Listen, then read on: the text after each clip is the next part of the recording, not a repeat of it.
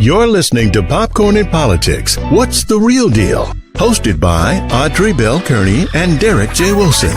Asking the hard-hitting questions you want answers to. From political leaders and political hopefuls from around the world.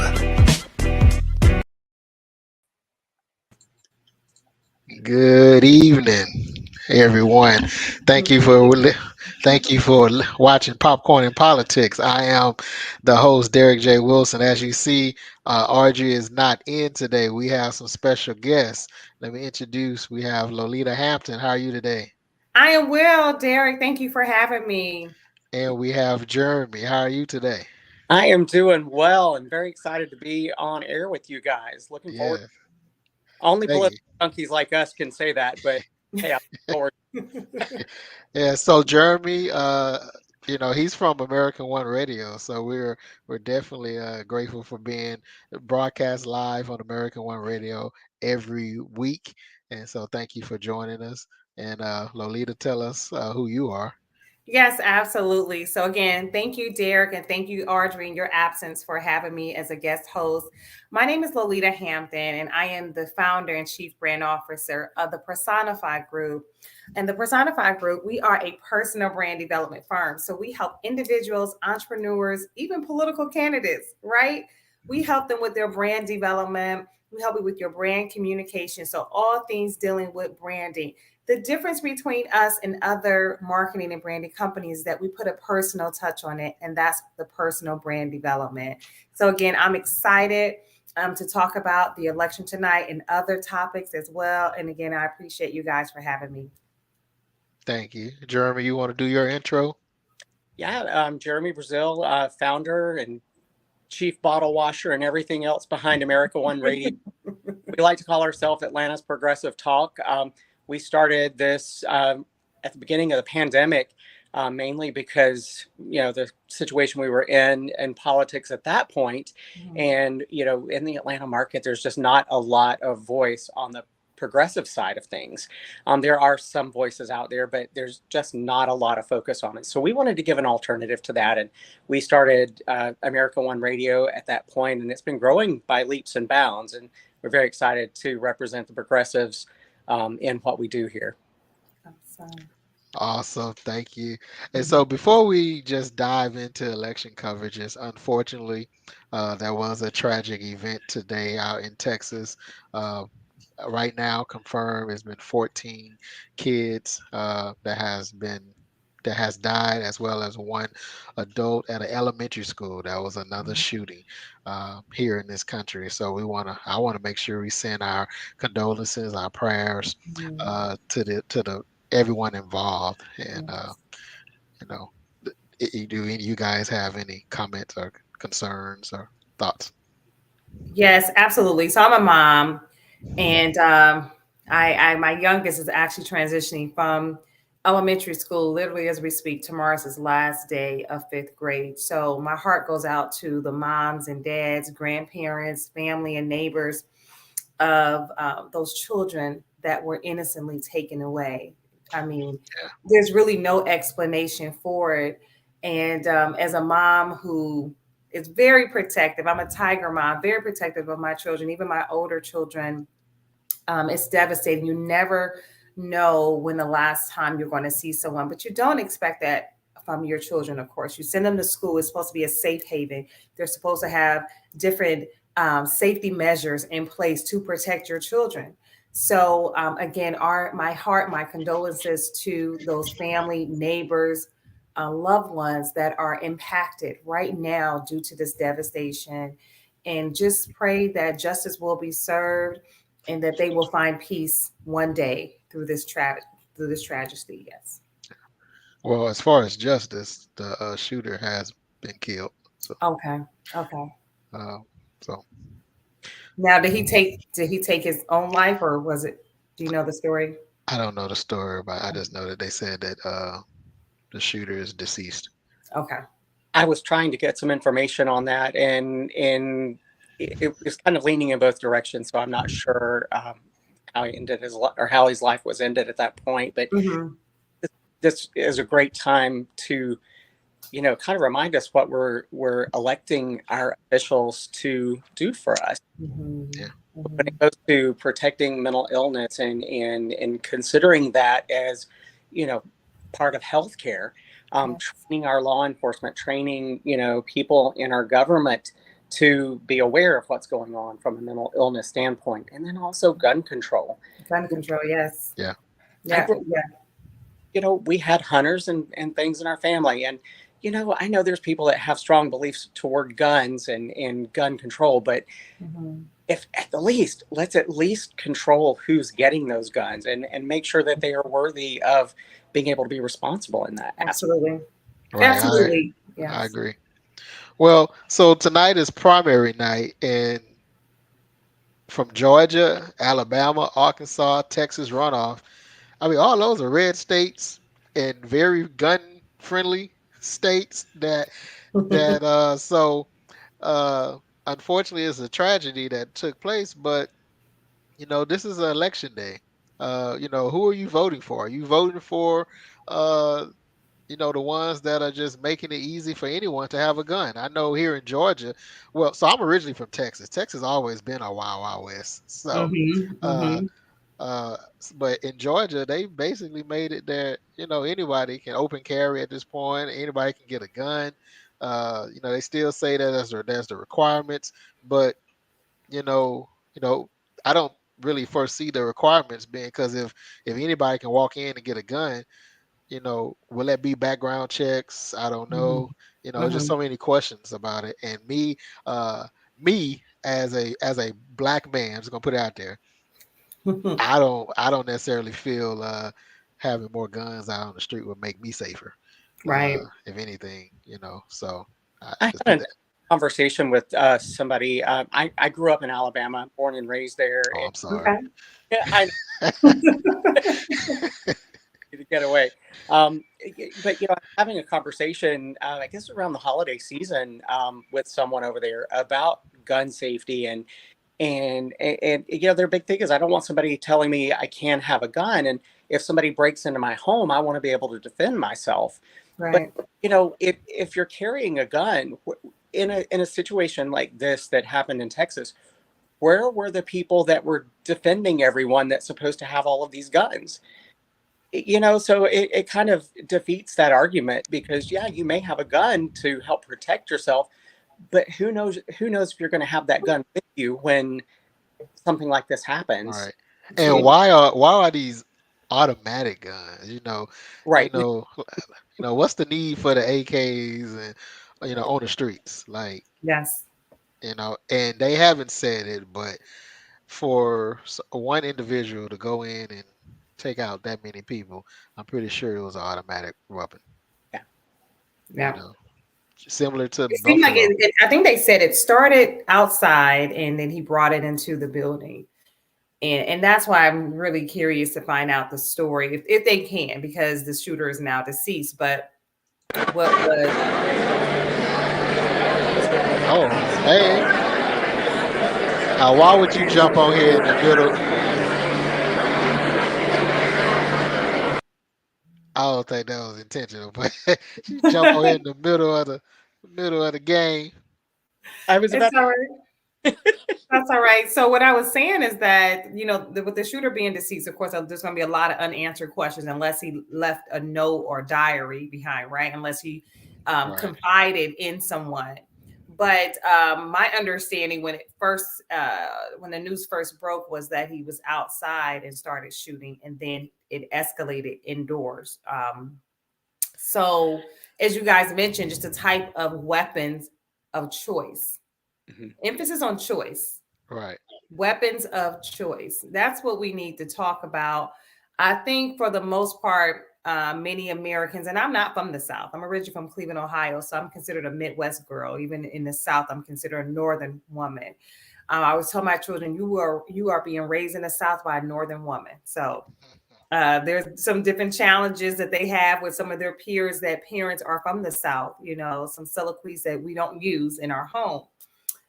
Nevertheless, we didn't grow up seeing guns unless it was, violently used for another human being, not to go hunting, you know, but that wasn't the region that we grew up in. You know, everybody had a shovel because of snow. Because of snow, right? All right, we all had a shovel, but not a rifle, not a gun. I didn't get that exposure until I moved south. And so it's interesting to hear Jeremy and you, Derek, as well, say, hey, you know, it was just a way of life. And so I say that to say that now my husband and I, we have a different perspective on guns. We want our children to have a healthy perspective and mental health perspective regarding guns and the proper use of them. We haven't exposed them fully yet, but we don't want them to be shunned away. We want them to have the proper technicalities, just like driving a vehicle. You know, you go through driver's ed courses, you practice, and the more you practice, the better you get. That's our goal for our children, is to make sure that they are well equipped and understand gun safety. Now, grabbing a rifle and shooting somebody because you are upset, absolutely not the premise and purpose of why you should have a gun. So, Right. I agree. Well, you know, as we transition over to discussing, you know, what's supposed to be the hot topic, or the what's the word, the breaking news for today, was supposed to be election night coverage. You know, as we aware, to, you know, as I said, well, 1, 2, 3, 4 states. I think mhm, Minnesota is in this as well. So 5 states are having primaries today, mhm. and I think, you know, call me biased, but I think the hottest, or the most, I ain't gonna say most important, but the hottest spot for is in Georgia. You know, you got the Republicans going at it for the governorship. Yes. You know, you got Trump versus Mike Pence. Mhm. Stacey Abrams already won on the Democratic side; she was unopposed. And then you have possibly Herschel Walker versus Warnock in Right. November. So it's really Herschel Walker and whoever else is on that tie. I do know the agriculture commissioner is on there, but according to the polls, it's like such a big gap. It's like, I saw that. yeah. So, and then you have the GA District 7 race, the Mhm. congressional race, where you got State Representative Donna McLeod, and then you got uh, Congresswoman Lucy McBath versus uh, Congresswoman Carolyn Bardeau. Right. You got so much going on with that race. You got, you know, one person that never lived in the district running for a race. You got a person that was written out of the district due to the new maps. You got a person that's been there, and so that's a big one. You got 25 people running for lieutenant Lieutenant governor. governor. You know, I'm trying to think of make sure I get all the big races. Yeah, that lieutenant governor race, we could start with that. That is a lot. Like, as the kids say, a lot, like a yeah, lot. you know, Okay. I mean, but then you also have I want to say a large number running for Secretary of State. It's a good bit, but the biggest race is absolutely lieutenant governor. Like, Yeah, it on is the so Democratic many. side. Yeah, Like, how did y'all choose? You said, okay, you got lieutenant governor, you got secretary of state, you got, like, how did you yeah, guys do this tic tac toe and decide? Oh, I'm gonna go for lieutenant governor. That's yeah. the one. That's gonna be the hot That's one. that's a lot. And then on the Republican side, which I'm not very abreast of, but I do know there's a lot of Republicans running for District 7 Yes. in Gwinnett County. So I do know that. And I want to say in Lucy McBath, I guess will be her old seat. Uh, there's several Republicans running heavy for that seat as well. Mhm. Uh, and And then some so Democrats got involved as well. right. You know, it would be interesting if a Democrat win that seat.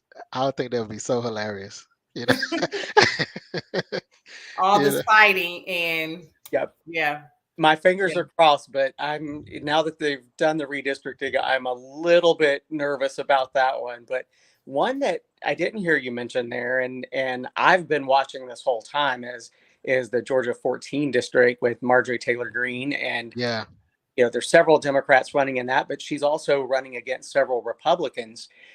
Very interested to see who who will be running against each other in that.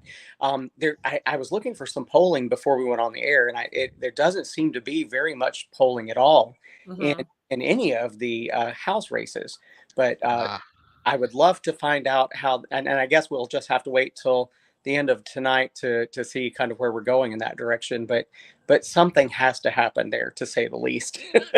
yeah, she is. I thought I was a little surprised that the judge, allowed her to stay in.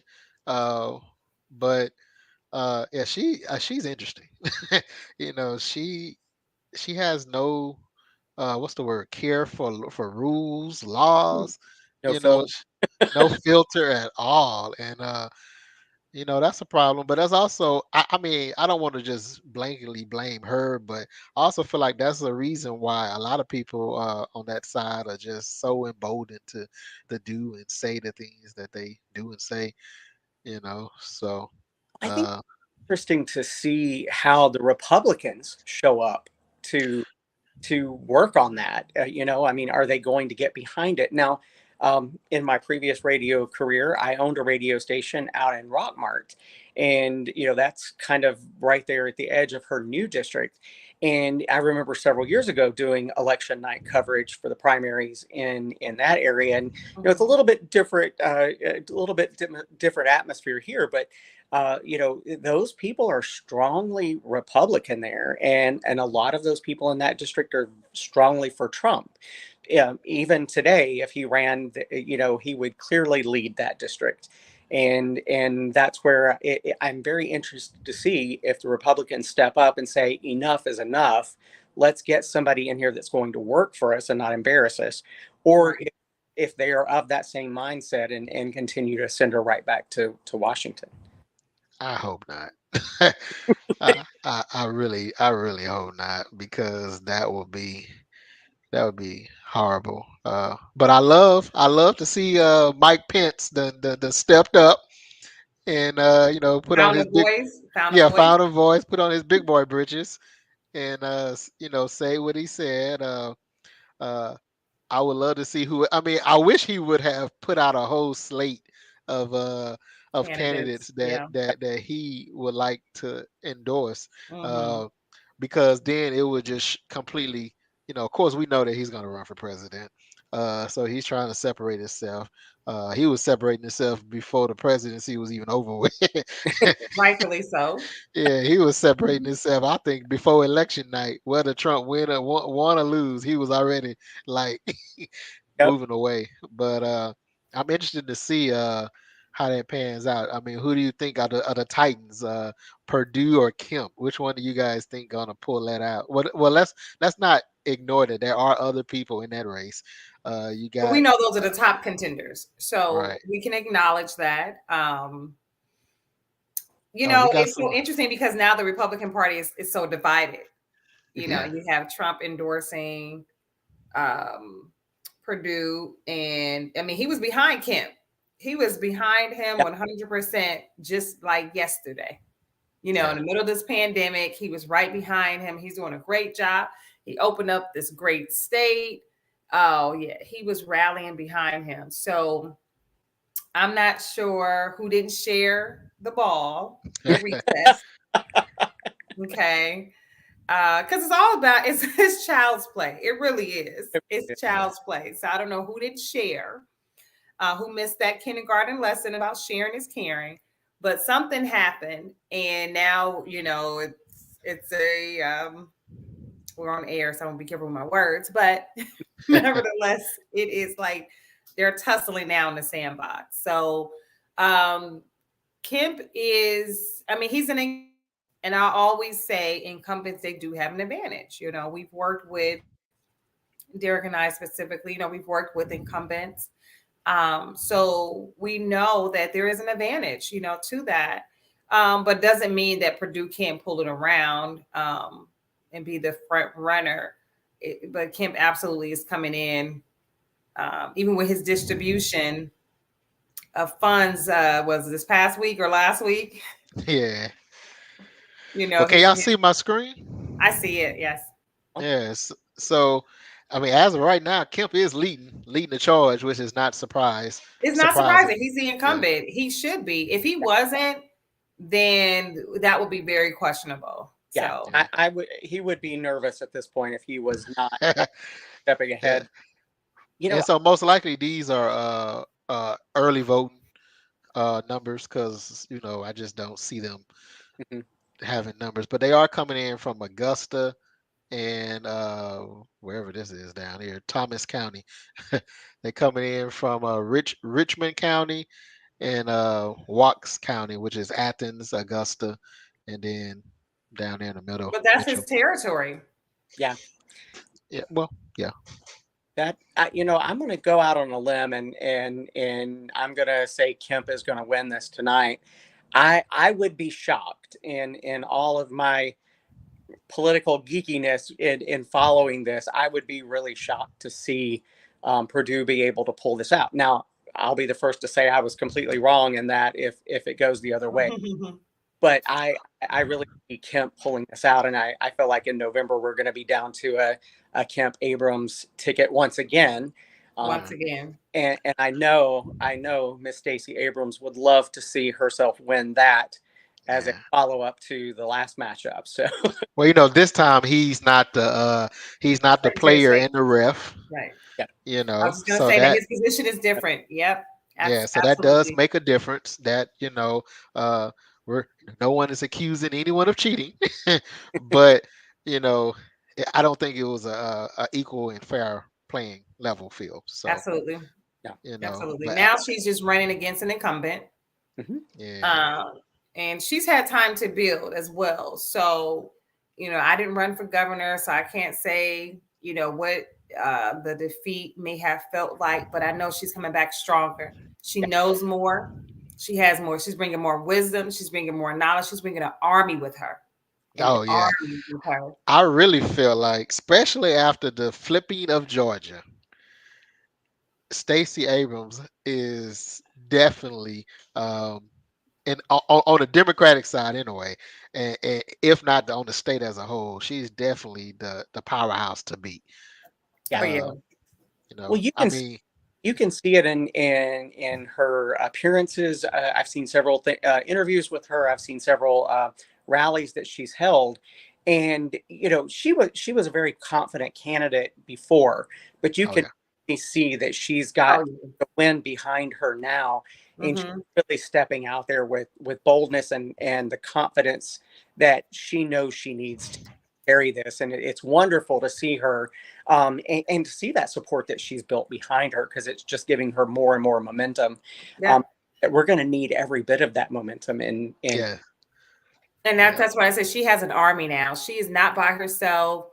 She's not. Who is Stacey? She is worldwide, nationwide. Worldwide. Okay. I knew that Stacey won when she did the response, the Democrat response for the State of the Union. I said, "Oh wow, oh yeah."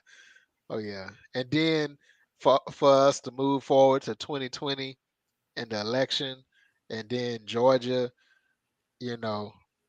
don't want to take credit away from anybody else that was in the streets, but fair fight was definitely beneficial. Listen, they said you said in the street, so we got to use the street acronym. They said she was like Nuck if you buck. Okay. Oh yeah. Nuck if you buck. She was like, listen, if I don't win anything, I'm gonna win this right here, because I may not get another chance. But you're gonna hear me, you're gonna see me. And that was a victory enough for her. That absolutely built that momentum. It did. And that confidence, I think, that Jeremy mentioned earlier. Her presence is different. She walks in a room, her shoulders are upright. She is confident in who she is. She knows what she's capable of. And guess what? Kemp knows what she's capable of as well.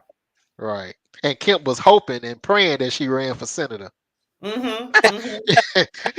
He was hoping she ran for that, because if she ran for that, then he was safe. And speaking of senator, on the GOP side right now, which is pretty much expected, Herschel Walker is in the lead with 72% of the votes that have come in thus far, and then on the Democratic side, Senator Warnock does have an opponent, and so he's coming in right now with the lead with 96%, with just Okay. 11,000 of the votes that have come in thus far. And so, I mean, those two are really, um, you know, no surprise there. Over here on the lieutenant governor side, on the Republican side, Burt Jones look like he's in the head right now, with 2,000 some odd votes, but again, it's only 0.5%. So as we know, especially me personally being on a ballot before, we all know how these numbers can change. Uh, ask Trump. Oh, sorry. Uh, uh, we can ask Gore that too. Okay, let's Two talk thou- about this right here, this Democratic primary. I really thought it was more. Am I missing something? There are more. There was more. Listen, wait a minute. Maybe they got it. Is it Yeah, down no, here? that No, was. okay, good. Scroll back up then. I swear it was like 8 of them. There is more because it was Eric somebody out of Cobb. I can't think of his name. He's a state rep. So do they just drop them off if they don't have a certain? How does this work? I guess they don't have any. Well, you can't. I just don't believe they don't have any votes. Right. That's I it. mean, at least their family voted for them. Somebody. Somebody. She said the family. At Let least me you tell you voted something. for yourself. She calls Listen, without name dropping, I definitely text my family that I knew they had voting power, meaning eligible. Hey, I need you to vote for my client. Please be eligible. Right. Let me So see. We got another one. Let's see what else. While that's an arrow, huh? Okay. It says PBS. Let's see what PBS has to say. I Herschel know Walker. I know some of the polls. I was texting with a friend and who actually got in line a little before 7 because of a work obligation, and he was in line because he knew if he was in, mhm. let him vote. And he said there was still quite a crowd at his polling site here in Gwinnett. Yeah, So I imagine there's some polls that are still actually seeing voters right now come through the line. right. I agree, Jeremy. Because when I Right. went live Right. today, I said, get there at 6:30. You may walk away at 7:30. Just depends. And that after hours, that after work crowd is always the busiest. So the key thing is just to And stay if in you line. get there before 7 o'clock, stay in line. Stay in Stay in line. line. Stay in line. Do Yeah, not let them. that's I'm what wondering. Hey, mhm. hey, Jeremy. I'm wondering who's gonna get arrested this year for for some food or some water. Every year someone. Yep. I believe it's political, but someone gets towed away. Yeah. So I'm interested to see. Interesting to see. And again, going back to making elections fair, I've seen people stand in these elections. I remember one of the primaries I voted in, it might have been in the state of Alabama. We had a primary in June and it was kind of hot. And to be able to offer a water to an elderly person standing in line, it's such a shame that's a crime. Yeah, I mean, are they spilling water on the ballots? Like, I'm just trying to understand Yeah. where the conflict of interest lies, because it's really, we talk about, I know we touched on just a tiny bit, Jeremy, and I would like us to go back to that, tying this in with the candidates, but we talk about health, right? That's usually one of the high topics on political candidates' platforms, healthcare. So you have someone that has underlying disease and health issues, elderly, they automatically, I mean, all of our bodies degenerate eventually, right? So how can you say you care, but you're blocking water and resources, nourishment to exercise a constitutional right? I mean, it doesn't tie in together. You cannot pass a law, sign off on a law that it inhibits individuals from distributing water or nourishment of food, and then say, I care about healthcare in the state. You cannot put those two together. It's an oxymoron. It doesn't make sense.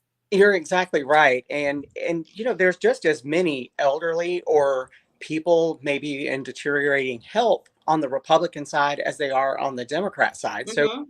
me, it's common sense. It's not a one side or the other issue.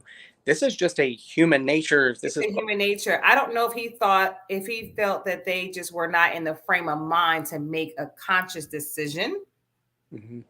Because when I was out canvassing for one of the candidates, an elderly person, I think he might be like 80. And he said, yeah, Kemp tried to pass a law that will ban if you were over 80 and up or something, you cannot vote. Like he tried and it didn't pass. But just the fact, like, Wow. why? Yes, if you can still drive at 80, why you can't exercise? It was almost like he was saying your Well, mental. well, that's I know. I get it. I get it. I get it. I Okay. don't know about that. I don't know about that one. Some of them keys should be Some of them, taken but to away. pass a law Said for, you I mean, can't vote. their child, their grandchild could be taking them to the poll. It doesn't matter. Like, how can you say that someone at the age of 80's frame of mind versus someone at 25? Right. There's some sharp 80-year-old people. I don't care There's what some you say. sharp 90. I know a guy that's 92 years old, Sharp. and he still drives around. He lives in Gwinnett County, 92 year Mhm. old, and you can't tell him he's not sharp. Right. So, to tell him he can't vote, you might have a problem on your hand. So, right. uh, I honestly, yeah, in most cases, would trust that wisdom and judgment of that 90-year-old than I would of this 25-year-old kid. Now, that's not saying that I feel like I made some very good decisions at 25. Of course, we all feel like we did, but Yes. but yeah, honestly, they've lived it. They've seen lots of things that can definitely impact how they vote, and they use that in their decision making. And I think sometimes we miss that responsibility and that wisdom. Absolutely. And I always say, when you vote, you're not just voting for yourself, you're voting for those that's coming behind you. Because some things that are going to be enacted, some bills that will eventually become laws, your children have 18 years. Say you don't even have any kids, right? 18 years before they can even exercise the right to vote. So it's so critical that you can't think of just yourself. You got to think of, how's this going to impact my children? How's it going to impact my grandchildren? How's it going to impact my neighbors? How is it going to impact my mother, who will be an elderly person in 10 years, God willing. So I always say it's a selfless act when you vote. You have to vote selflessly. So when do you become an elderly? You said in 10 Actually, years. no, okay, so really it starts at 55 technically, like your What? age. Well, that's a senior. Now, I know you are a special guest, but I don't think Audrey would like that elderly comment. Listen, I'm not giving out the AAP. What was it? What is it? AAPR? What is it called AARP, again? Your RP, yeah. Now, Audrey, I don't distribute those cards, okay? I don't have anything to do with that distribution. I don't have anything to do with that, okay? I'm just simply stating, I remember growing up, I have to tell this quick story.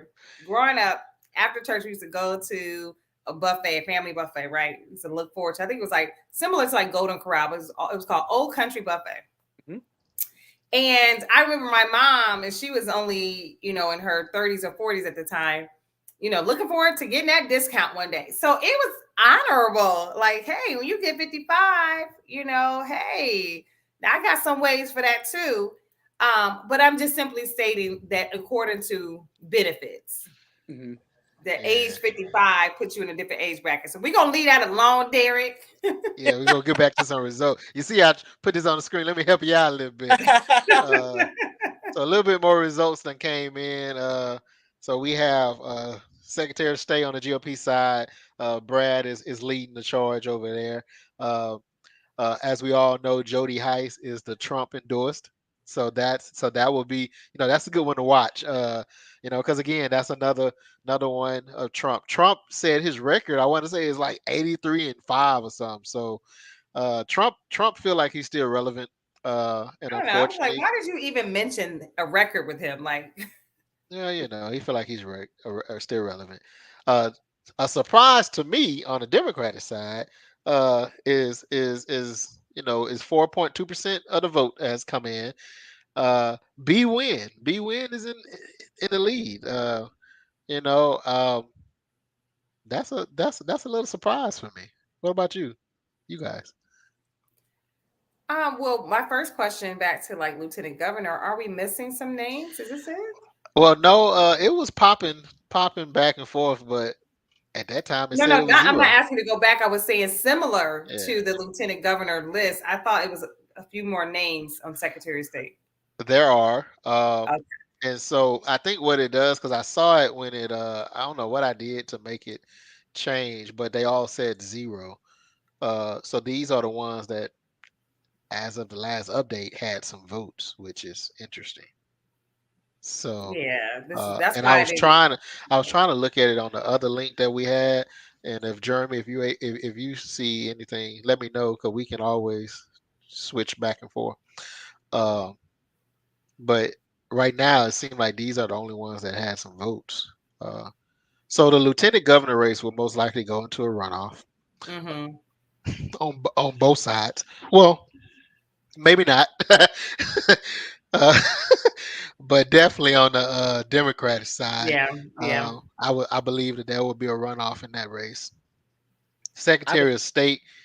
Oh, I was just going to say, I was just checking the other site that we were looking at, and there's not much more than what you have. Different. Okay.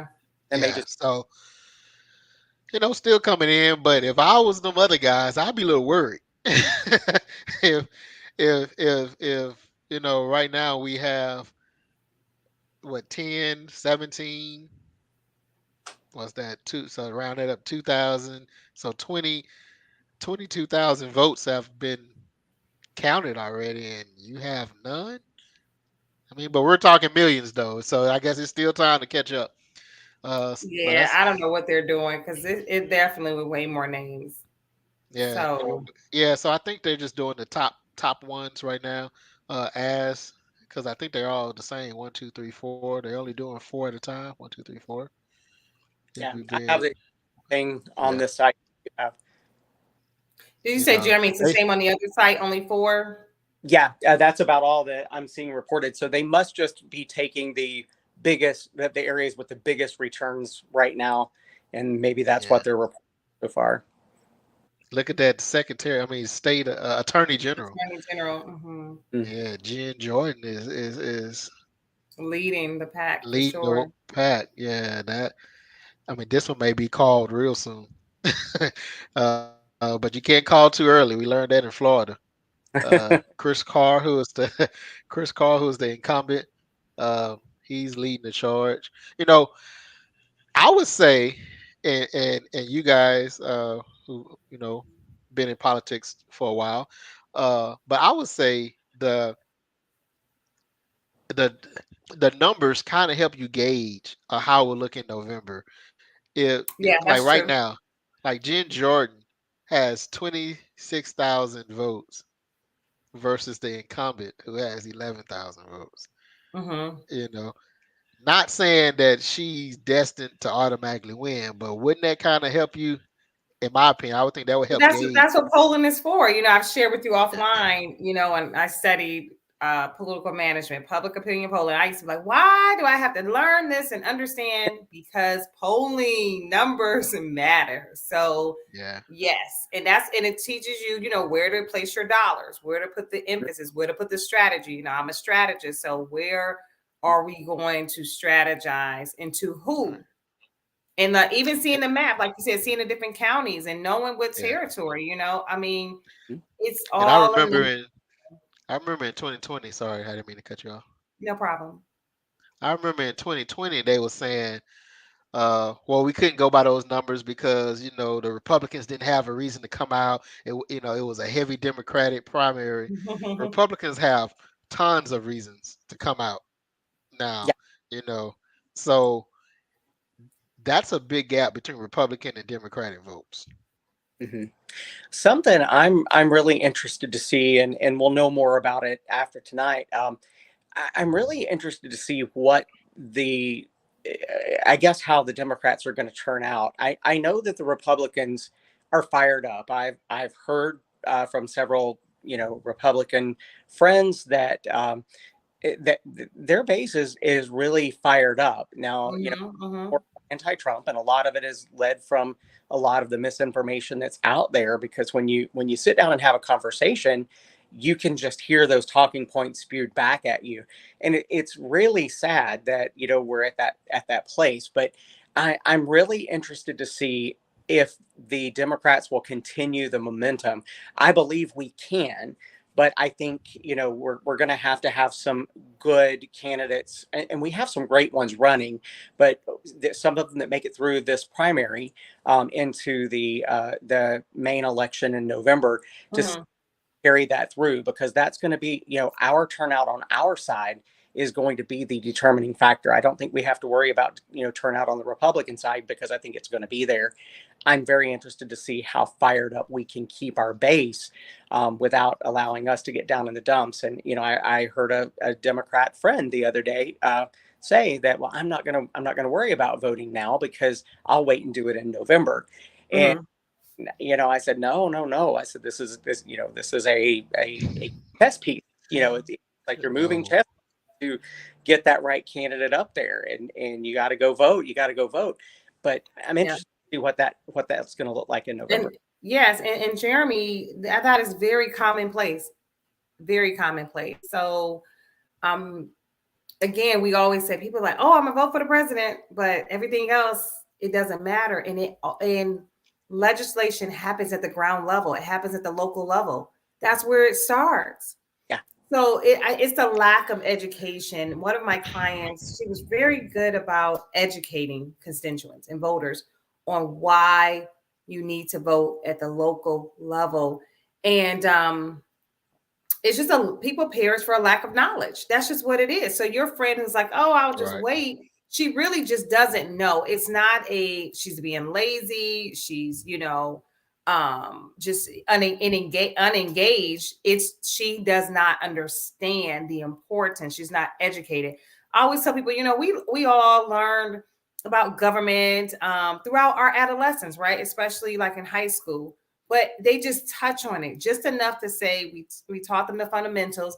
But if you don't put yourself in the room and understand, you're just like, hey, they always tell you it's 17 and a half. Make sure you register to vote. Why?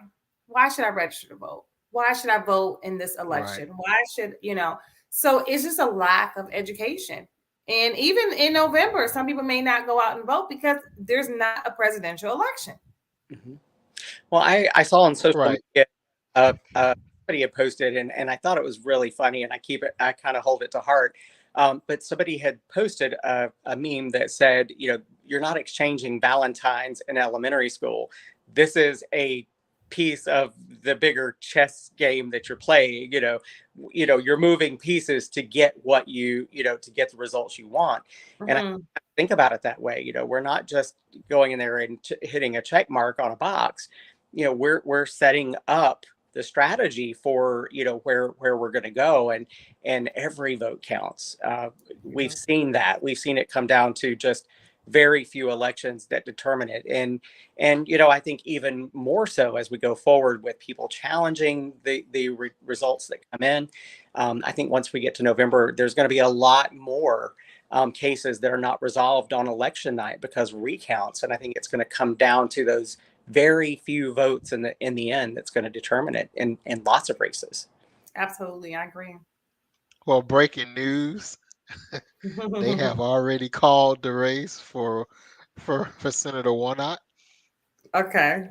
Well, congratulations, Senator Warnock. Congratulations. I mean, I'm assuming that's what that check mark mean, right? They've already called the race for Senator Warnock. So, but we'll keep watching. There's only been 5% of the vote that's come in, but right now he's leading the charge with 96.9% of the votes that have come in. So I just wanted to throw that out there. Senator Warnock his race has already been called, so he will be going to the general in November. Right, November, yes. And so I'm trying to get some local races as we because these are all statewide races. Trying to get some local races as we continue to talk about what's going on in politics. They have not called GOP side yet. They still Okay, I have was going to ask you that. Okay. yeah. Herschel Walker is still in the lead at 71% of the vote, but I guess I guess we're only 4% of that being tallied. I guess they still want to because Gary Black, or someone else could come up. But right now, Herschel Walker is in the lead. Right, right. And Who? going back to the whole Herschel Walker running, um, I was baffled to find out, he was getting into the race, and clearly, I don't believe he would have even attempted politics had it not been for Trump giving him the nudge in that direction. But it goes back to people just see a name that they recognize, and they relate it to sports. Here in the South, it's all about football and Or sport. entertainment. Think about Schwarzenegger in California. Or Donald Trump. Right now, wait a minute. Let's go back. And that, so he's trying to bring in the type of, like, hey, this is what I do. I don't bring in leaders. I bring in entertainers, I drop names, the popular kids. And it's sad that, we are led, basically Trump is setting this up as if he would program a television network or program a show he's producing or putting out there. It's all about the ratings, on television. And that's what they said the entire campaign, in 2020 that's what it was all about. Like, this is not Who Wants to Be a Millionaire or whatever the name of his show, whatever. What was it called, Derek? I know you. Who you talking about, Trump? Yes. What was the name of that show? The Apprentice. The Apprentice. Yeah. I mean, you would have thought this was a runoff of The Apprentice, the way he carried on. Yeah. So, but I hope people really, we talk about collaborations a lot, as business owners. I hope people really connect the dots of, hey, birds of a feather flock together. So if he's going to show his behind like he did, Herschel Walker, what should we expect from you? What are you capable of? If you stand next to him, what does he see in you that says, I want to endorse you? Is there a lot of similarities? Like, people need to open their eyes. I don't care if you are a lifelong Republican. Open your eyes and see this. Because Trump pissed off a lot of Republicans. Yeah. He did. He did. So over in the state of Alabama, in the last election in 2020, Tommy Tuberville, ran for the Senate over there. He was endorsed by Trump and was a heavy favorite of Trump. And because he was Auburn's head football coach, everybody knew his name. Won by very big numbers. And, to my knowledge, I don't think this guy had any political background, and not necessarily saying that's a good thing or a bad thing, but he had no political background. So, it kind of makes me wonder how we expect to get anything positive in Congress done. Yeah. Well, speaking of Congress, we have some congressional maps results in. Okay. Down there in South Georgia, District 1, Joyce Griggs is leading the way. I never met Joyce. I mean, we've met Wade, and Joyce Griggs is leading the way. She's a former lieutenant colonel, I want to believe, in the Army, and so Jeremy, would you know anything more about that race? I don't. I tried to do a little bit of research on some of these that I wasn't the most familiar with, and that was about all I got on her as well. Didn't find out information there. And Wade is, I want to say Wade is an attorney, and before tonight, I thought Wade was the front runner. So, we're definitely gonna keep my eyes out on that one.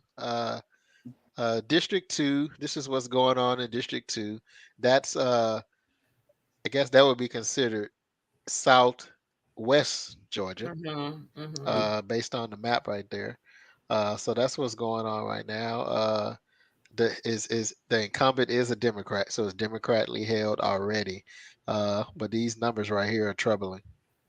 So, and we like second place is even troubling. So, we definitely don't need to lose any seats in the House. And so I over was looking here, at some polling numbers. It was more of an average poll, but the last polling I think was done on Sunday.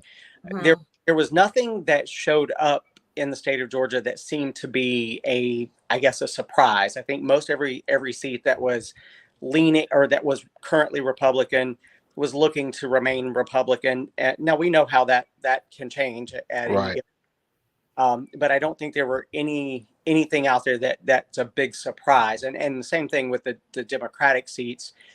Most of the seats that are currently held by Democrats all seem to be going toward a Democrat, except for that new district that was drawn, District 6, where Lucy McBath was at. Um, yeah. I that one I No don't. one voted. They say I'm protesting. So no results has come in yet for District 6. Now this is the one everybody is looking at. And as of right now, uh no results yet. You might want to But refresh that. That don't seem right. well, it, I refresh. Let's see what we got.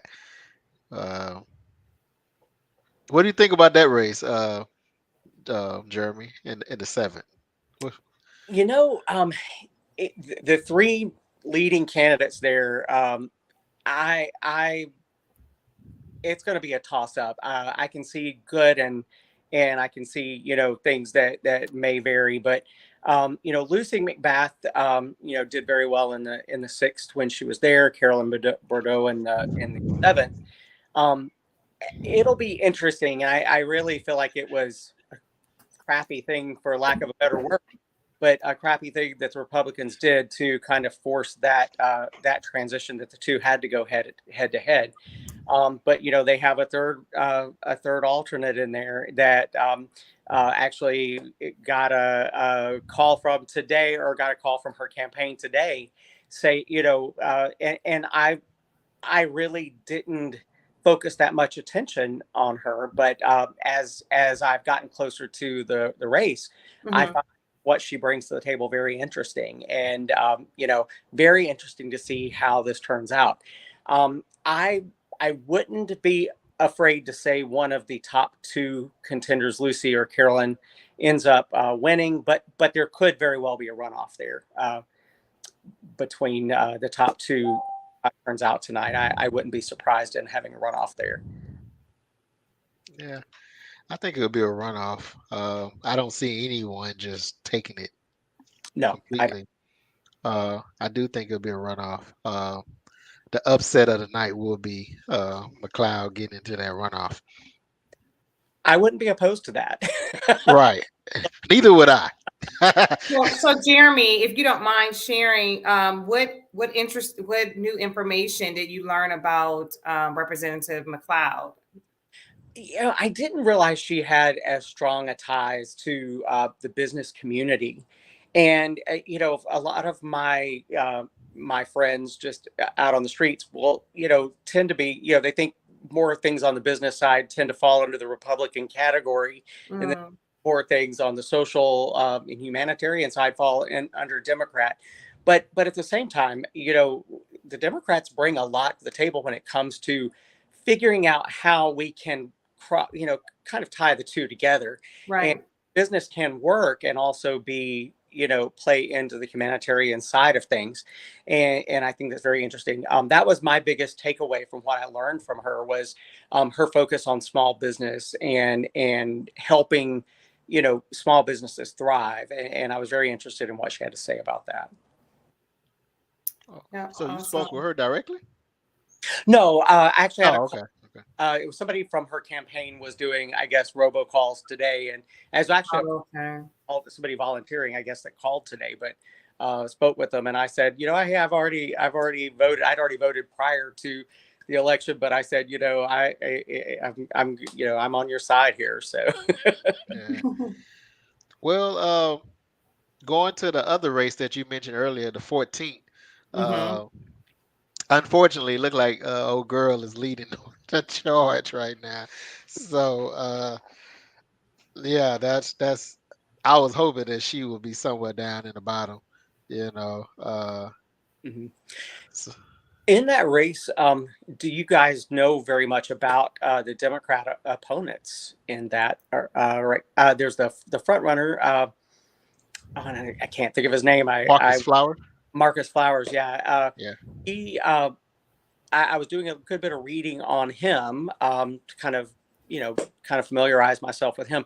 I didn't really know that much about any of the other Democratic contenders there. Didn't know if you guys knew of them or know what they're I bringing. believe isn't he? He's a vet, right? He is a vet, yes. Okay. All I know about him is I like his videos. He has some pretty awesome videos. Well, that listen, out that's there. he got you there. If you like those Yeah. videos, I'm just saying this marketing, we just talked about the 7th district race, and a lot of people have said, oh, I've seen Lucy all over the place. I've seen her videos, name recognition. So, you may not be able to vote for Marcus, but you acknowledge, hey, that grabbed your attention. And that's what it's about. Right. Yeah. And there's Marcus Flowers, So, and Wendy Davis in that race as Democrats. I think you're freezing up a little bit, Derek. Oh, sorry. I'm trying. This. Oh, go ahead. No, this this website sucking up all my internet. Okay. He's watching those Marcus Flower videos. Right. Good one, Jeremy. We have Davis running in that, as well as Holly McCormick against Marcus Flowers. Or that's the 3 Democrats running in the 14th district. Okay. Well, I'm trying to get it pulled up, but according to our sources, CNN has just called the race for Herschel Walker. So, so as soon as I can get that pulled up, I can show that. But yeah, no. Any thoughts on that one? No surprise there, but any thoughts? No. No. Well, it goes back to my previous comment. Okay, listen, puppeteers, watch how Trump did before. Let's watch this game. Watch this puppet show. You've been warned. He's shown us who he is. Yeah. And so when I drive past, marketing signs, and I see Trump endorsed, I just like zoom past even faster. Like, whoa. Because it just says a lot. It really does. Association. So listen, viewers, pay attention to that. That says a lot.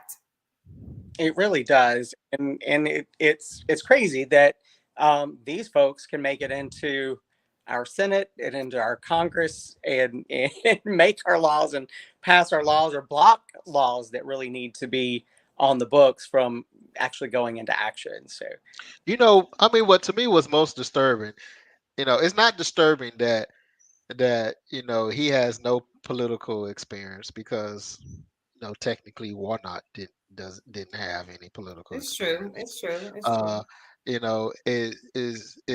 It's not because he's a former football player. It's not even because that he was accused of being a woman beater. What's most annoying and disturbing. Wait, time out, Derek. Did you realize you did?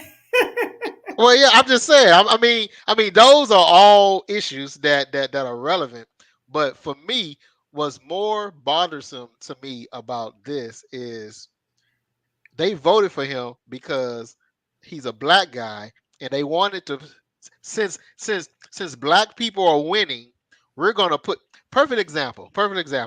Back in 2008 when Obama won, what did the Republican Party do? They put Michael Steele. Michael Steele was the worst ever. Rush Limbaugh was the one running the party at that time. Yeah. When Donald Trump won, what did he do? He get Ben Carson. Yeah. That's always the case. Right. So Raphael Warnock won to be the first black senator. What we need to do as a Republican, we need to find us a black guy that's gonna run. against. And they try to split the tickets with the vote because and then you first get of all, the worst. they play on your ignorance. Right, They but you don't get play the on the worst party. one. They play on your ignorance. You get the worst one. Like I tell people, because I'm when it comes down to politics, I'm one of those political junkies. I go back to John McCain and Sarah Palin. Like, you just picked a woman. There were several qualified Republican women that he could have picked from. He could have picked Condoleezza Rice. He could have picked Kay Bailey Hutchison, out of Texas. I mean, there were so many women that he could I have don't chosen. believe that Condoleezza Rice.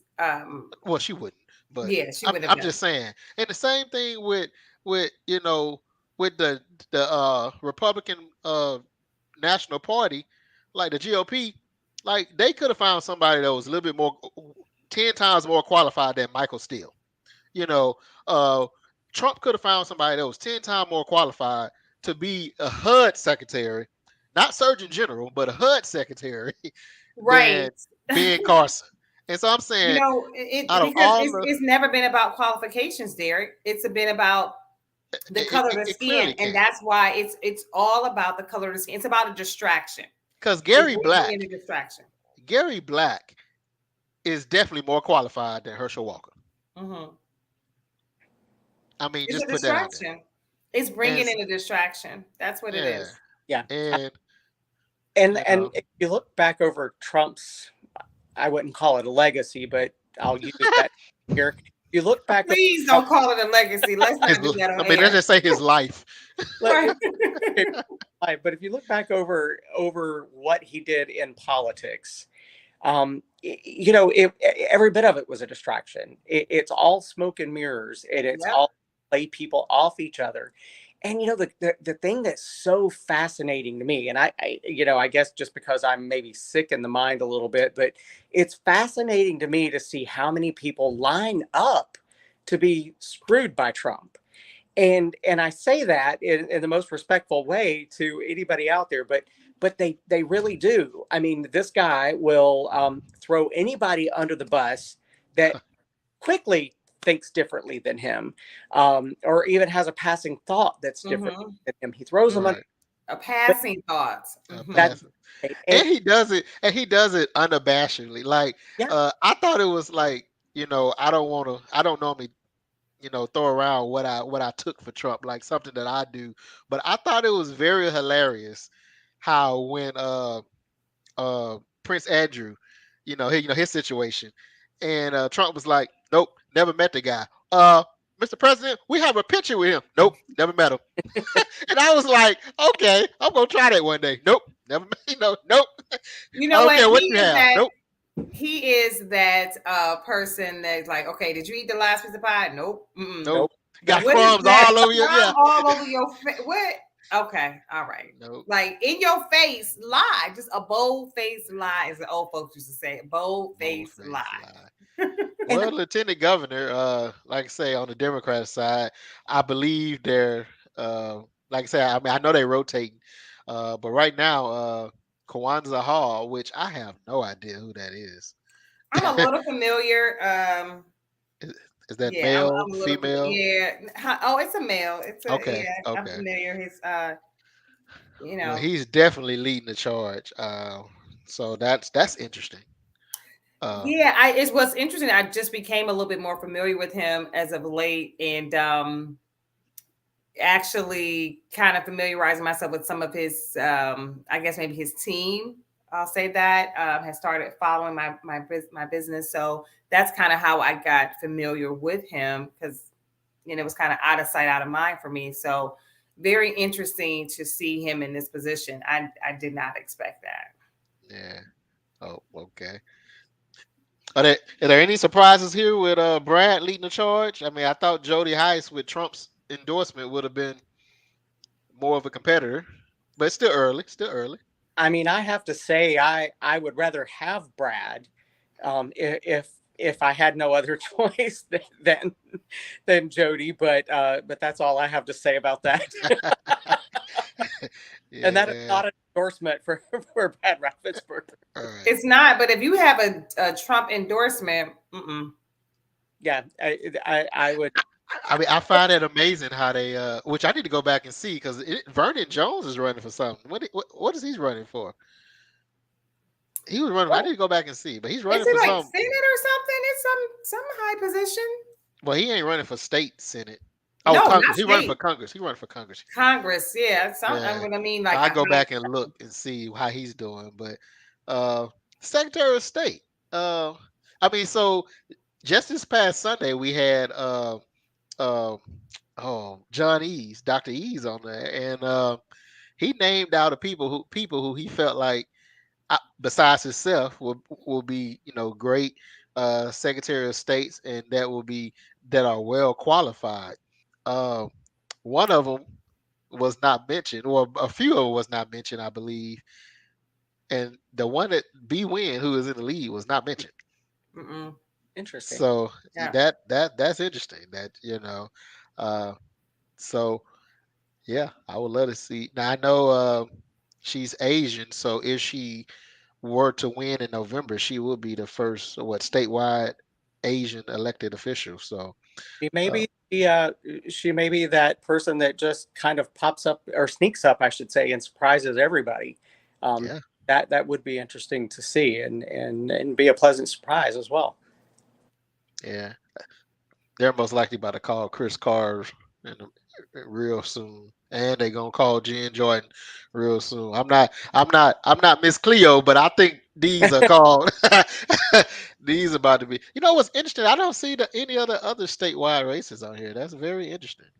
But Let me see if I can. Let me see what I can find. Maybe I can find yeah, or other, even some of our neighboring states for. All of us here in Georgia have folks that live in Alabama and neighboring states. So let's. yeah. Now I can. Yeah, I will pull up some other states as well. So Vernon Jones is getting his butt spanked. He's in third place. So that Trump endorse is not helping him. He's running in 10. I want to say 10 is Jody Heiss' old seat. Yeah. So, I say one of the good things about all these people that gave up seats to run for other seats, especially on the congressional side, if those flipped, we'll get a larger majority. And so, Mm-hmm. uh, you know, is is going to see how many Trump endorsed candidates win the primary. Yeah, that'll be interesting to see. You know, uh, That's what very he's doing. interesting. He's trying to still run the country through them. Yeah. Well, in other states, he have been successful. Like I said, he has his track record right now is winning. So Wait a here go minute. the This is seventh. Yeah. yeah, here go the results from the seventh that's come in thus far. Mm-hmm. Uh, with 3.7% of the vote has come in. Uh, and right now it has Lucy McBath in the front with Mm-hmm. Carolyn Bordeaux in second place, and then we have Donald McLeod bringing out the third. So we'll keep watching on that one. Like I said, that's a hot one, as well as the 14th is a hot one. Uh, and so Still a lot of votes to come in. So still a lot of votes. We know Gwinnett County has what 300, 400 some thousand registered voters. So um, it's the second largest county in the populous county in the state, only behind Fulton County. So uh, in District 6, Rick McCormick, who lost to Carolyn last time, he's leading in the Republican side. Most likely, if these were the final results, that would be a runoff between him and Jake Evans. Um, and so we'll keep a watch on that. They probably will be calling 5 real soon Mm-hmm. uh, with Congresswoman Nakima Williams, ranked maintaining her seat at least to make it to November. Uh, and back up here to 1, I was surprised at what I saw at 1. Yeah, Joyce Griggs is leading the charge. You know, we tried to get her on the show, and just due to technical difficulties, we could never get her on the show.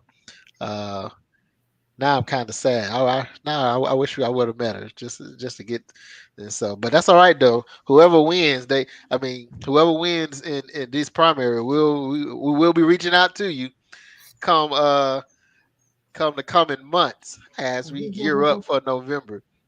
So this is just Absolutely. this is just our our dry run for November. Come November, if our guest host would love to come back, Audrey. Hopefully, if Audrey's not at a baseball game, Audrey will be in, and Let me then see. That is baseball season still. yeah. That's true. Well, baseball season is so long. It's Look, I know, like year. wink, Audrey. Yeah. But we'll all four of us be on here. Audrey has her input, and I love her thoughts, how she thinks, and so what we love, you know, Audrey is the one that's managing our social media page, and so just a brief sports update. Braves just scored. Yeah, I have it pulled up on my other phone, so I'm seeing her comments before they hit our page. Yeah. So but yeah, so I'm trying to find some. I'll take this down while we look around. I was looking for some of the other states nearby. I know Alabama's doing their primaries. I believe Arkansas. They are in the central time zone, so it just dawned on me that They're Oh hours yeah, behind us. yeah. Yeah. They just dropped some results probably. okay, yeah. So not really much reporting over there. I did see that one of the polls that I saw had Governor Kay Ivey in the lead.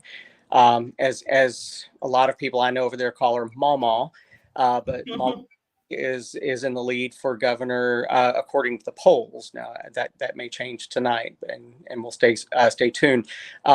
There is one candidate that's running against her. Actually, his dad was governor. I don't know his first name. His last name is James. He was Fob James' son. That I believe is running in that governor's race in Alabama. So I'll be reaching out and getting some information on that. But it'd be very interesting. Arkansas Huckabee, isn't she running for governor? Mike Huckabee's daughter, Sarah. Sarah, yeah. Yeah, and I don't think she's Trump endorsed. I don't think he touched that one. They may have done something in the past that didn't set well. Yeah, They may not have passed that ball to him fast enough. Listen. We were talking a little bit ago about how quick Trump is to turn on someone, and I guess that fear has kind of resonated with every Republican in Washington, or a majority of them. But it's interesting, even Mitch McConnell has had quite a few differences with Trump, but even he does that tap dance around dealing with Trump, because I think he knows the wrath and the fury that is going to come down on him if he crosses Trump, and if Trump runs for president and is elected again, which that would be a rough day to have to get over. But it's interesting. Oh my God, there. That'd be so horrible, so horrible. And this is a little bit off topic of what we're talking about tonight, but any thoughts of where we're going to go in 2024? Do you guys see that Biden will be someone that's going to run again, or do you think he's going to say, you know what, I'm old enough, one term is plenty, and he'll be ready to pass that baton? I really don't know. I don't know where to go. It's very interesting you say that, because my children, I mentioned kind of their age bracket, and they say, Mommy, President Biden is really, really old. He's really seasoned. He's really seasoned. And so we do discuss that. Like, is he going to try? I believe he will. Mm-hmm. I believe until he is under 6 feet under. Because he wasn't a spring chicken when he ran this first time. When he ran, what's disturbing? It wasn't his first time, but this last election. Let me preference this. Last election, he was not a spring chicken then.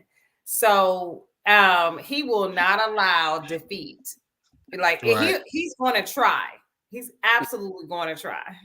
What's disturbing about all that is if you look at Congress, president, the people in this country are all 80 and up. Nancy Pelosi is older, I know. I couldn't believe. Listen. you know, Maxine Waters. Wait a minute. We She's gotta older go than back to. Nancy, We if I'm gotta go not back to mistaken. Nancy. Nancy is in the tabloids for going to get her hair done during the pandemic. You know, this The 80-year-old pandemic. diva is still got to get her press and She wash, gotta. honey. Okay. Well, So no, she gotta make sure y'all don't see it's the. not just her Hey, age, it's her lifestyle. yeah, Yeah. she gotta make sure y'all don't see that gray. Because Yeah, I her had no idea that she lifestyle. was Do you hear as me? old. She's got to get Yeah, her Botox, all whatever it is. I said she is everything too old to be getting written up. for going to the for sitting in the chair. So I say that to say I really feel like there needs to be a shift. Period. It's true, From Derek. It's from the true. from the top everyone got LC and the others because they felt like they was too progressive, too radical. It needs to be a happy balance. And 27, 87, that's a big gap. And It's I a and I huge really gap. feel like It's at some point they're out of touch. Derek, I do agree with you. I do agree. I mean, I'm like in the middle, right? With Yeah. my age. However, it comes a point in time like we need to prepare who are going to be the next That's right. leaders. That's the thing, Derek. It's But that's not the even for thing. me so much that they're out of touch. We're It's not the doing that. preparation. It's the preparation for They're me. not they're not doing that. They don't it's almost like, I don't want to, it's just instead of stepping down or retiring or bringing up the next person, they rather die in office. Yeah. And that's true too. But I'm saying that they should be preparing the next leaders as other countries do. Mhm. Well, I think Well, other countries the point. I You think say Sarah what? is a good step in that right direction. I think she does she's at a very good age to kind of bridge that gap from the young voters to the older voters. I think she resonates very, very well with both. Who? I think John Ossoff and even Senator Warnock as well. I think are great. We have Ted Terry, which is just tearing things up over into DeKalb County, In the cab, and yeah. and doing very well over there. So I think Georgia has some good young talent that can step into those roles. But I do agree. I think the thing that I will bring up though is the irony. Whenever we with some of the older guys that we've had running. I mean. Oh my gosh! Now I've lost his name. The presidential candidate, the really old guy, the senator. Bernie Sanders. Why did I lose his Bernie? name? But Oh yeah. Bernie, but he, He said But really now, old isn't guy. Biden older than Bernie? I believe, I mean, they all are 70 and up. yeah, No, 77. Mm-mm. Well, Maybe I you mean, I put that in there because you got because Trump is in his 75 or something like that. 75. Trump was the youngest. Yeah, Trump was the youngest. well, Yeah. I think Bernie he might have been just a little bit older than President Biden, not by much, but I Wow. think just slightly older. Wow. But I Yeah, it was all. That's what that was a big complaint that everyone had was they're all old. Who are we supposed to vote for? Like, Yeah. I mean, but he purposely, strategically picked a younger vice president, which was smart. yeah, So I mean, but I just don't know if America is ready for a woman because they proved it twice with Hillary. with Hillary. Some people say, "Oh, Hillary just was not likable." But y'all chose Trump over Hillary. Come on now, They you may know. like it, but they're going to have to like it. I mean, I feel like that's going to be the shift.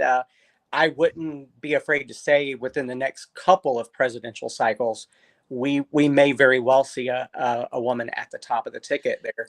I think we're gonna have everybody before you're gonna have a Hispanic. You're gonna have everybody before a woman gets in there. I promise you that. Because I tell people, let's think about this for a second. You know, Mhm. a black man who people would never thought was they'll see in their lifetime. A black man. I'd rather vote for a black man than vote for this woman. That was the first one.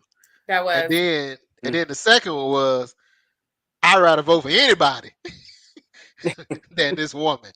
And so I mean, I don't know.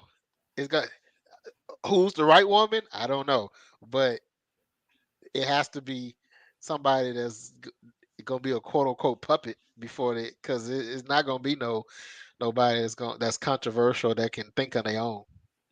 Well, whether she gets there or not, I think Stacey Abrams has her eye on that seat. Well, and I would love to see her yeah, get. I would love to see that. I think she would have ran for any of those seats if she didn't have a point to prove. Yeah. You know, Yeah. we all know about women. They Nuck if you buck. Nuck if you buck. we all know. And so back to some results right quick. In the agricultural race, I finally found something to have more races.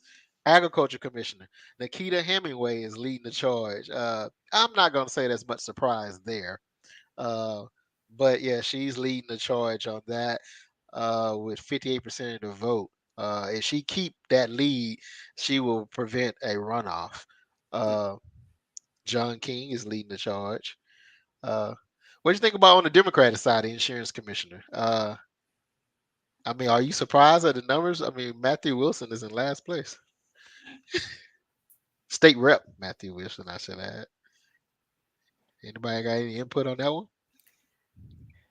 I don't really have a lot of input on that race. Yeah, that's interesting. Uh, Let me go back up to school superintendent. So that's an open seat, right?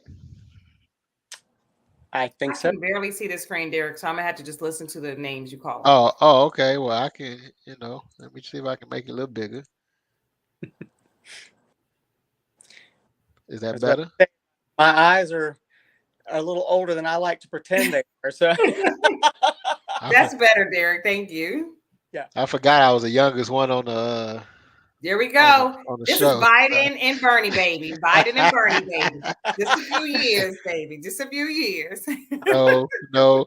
I'm more like Obama and Biden, but okay. No, you are not. Not with me. You can play that with Jeremy, but not with me, sir. Ooh, Jeremy. I say you Wow. can play it with him. I don't know what games Jeremy play, but I don't play those games. Okay. All right. So let's get back to these results. So second, I don't know anyone on the state superintendent race. I do know here in Gwinnett County, Everton Blair was The in the race. Jana, or how you say the name Howard, I've kind of got a little bit familiar with him. Okay.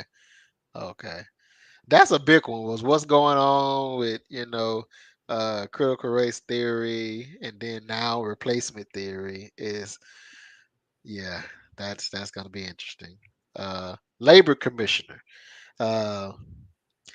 William Bodie. This one is going to go into a runoff because it looked like these numbers are spread pretty. I ain't gonna say evenly, but Nicole Horn and William Bodie may end up going into the runoff. Lester Jackson still have a chance to fight for second place. Well, Lester and Nadia, to be honest. So, Yeah. Anybody got any input on the commissioner race? I mean, labor commissioner. No, I just agree I agree with you that it's definitely a strong, probably one of the strongest ones tonight of a runoff. Mm-hmm. Yeah, right now because the rest of them look like they're clear cut wins. But this one definitely gonna go into a runoff. And I had not seen many marketing with Nicole, but William Bodie, yes, but not Nicole. So that's interesting. I've seen Nicole came on the show. Okay. I don't know about Jeremy, but Arjun and I tend to be a little partial for the ones that come on our show. So I understand. if you I I liked what Nicole had to say. Now, I don't Yeah. know a lot about her challengers, but Mhm. I did think she had some good things to say. Again, I think she could say, she could do more, but at the same Yeah. time, I don't really know a lot about her opponents to be able to speak, Right. Yeah. informed. Yeah, I may have to go back and listen to that, but I'm not familiar with her. So I'm impressed to see how Yeah. close the gap is because this is the first time I've seen her name, quite honestly. Oh yeah. Yeah. She's been out there. And then No, Lester Jackson, if I'm not mistaken, I've seen his he is name, a yes. yeah, he is a is he a state senator? let me see. He might be, yeah, Jeremy, check that out for He's us. either a state senator or a state rep, but I know Mhm. he's in the House. Elected I mean official. he's in the yeah, he's elected official as well as William Bodie. Right. Um, I know William Bodie is. you know, put it like this: there are You tons of elected officials that's running for other seats. Lester Jackson is a state senator here in Georgia. Okay. State senator, yeah. So I'm surprised that he's not doing better than what you know he is doing, but we shall see. Um, as we dabble over to another state real quick, uh, at 8:30. I mean, you know, how is everyone feeling I'm good. in Jeremy? How's the schedule and on the, you know, I on I your have on the clear station? schedule, so we can run as long as we need on the American One side. Okay. And another quick plug, we are broadcasting live on American One Radio as well as Facebook, LinkedIn, and YouTube. Uh, and you have your options to listening to us and are watching us. And our podcast is on anywhere podcast is available. I was excited to see my face on Spotify. I was like, oh wow, we on Spotify. It's, I got Well, a kick out of that.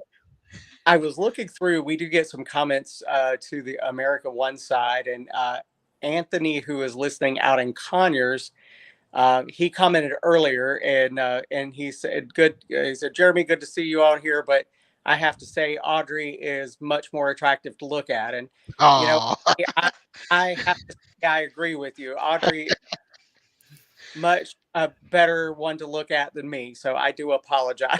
I apologize yeah. for this disruption. Yeah, he said I apologize. Also, we're broadcasting live on Twitter and on Roku. If you have a Roku device or Roku TV, you can watch us live on Roku as well. Uh, and again, Audrey is manning our social media page, and she's providing us updates as well. So CNN has just called it for Kemp, Mm-hmm. and so no surprise there, though. No No, surprise no there. surprise.